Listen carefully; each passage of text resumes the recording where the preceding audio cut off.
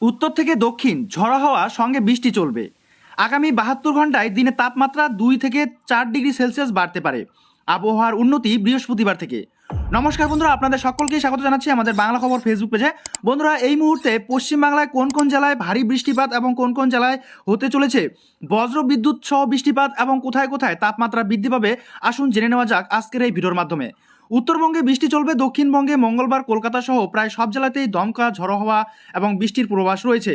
নিম্নচাপ অক্ষরেখা বিহার থেকে আসাম পর্যন্ত বিস্তৃত। এই অক্ষরেখা বাংলাদেশের উপর দিয়ে গিয়েছে। অক্ষরেখা রয়েছে কর্ণাটক থেকে বিদর্ভের মধ্যে।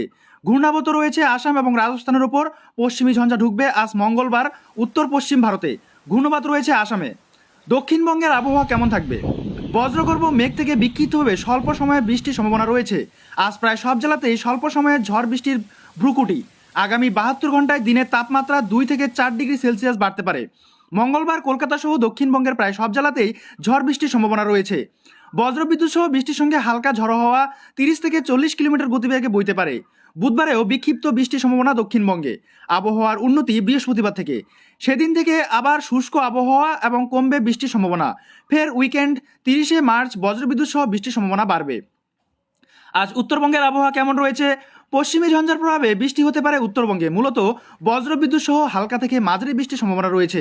দার্জিলিং, কালিম্পং, আলিপুরদুয়ার, কোচবিহার ও জলপাইগুড়ি জেলাতে বৃষ্টির সম্ভাবনা বেশি। আগামী কয়েকদিন বৃষ্টি চলবে। আজ বিক্ষিপ্তভাবে মালদা ও দিনাজপুরে বজ্রবিদ্যুৎ সহ বৃষ্টির সম্ভাবনা রয়েছে।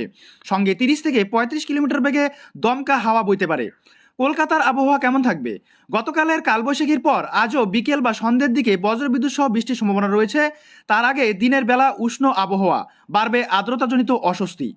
পরিসংখ্যান বলছে কালবৈশাখীর হাত ধরে কাল রাতের তাপমাত্রা 25.7 থেকে কমে 22.7 ডিগ্রি হয়েছে।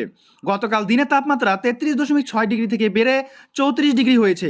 বাতাসের আপেক্ষিক আর্দ্রতার পরিমাণ 53 থেকে 90%। আলিপুরে গতকাল 1.6 মিলিমিটার বৃষ্টিপাত হয়েছে। দেশের অন্যান্য রাজ্যে কী পরিস্থিতি?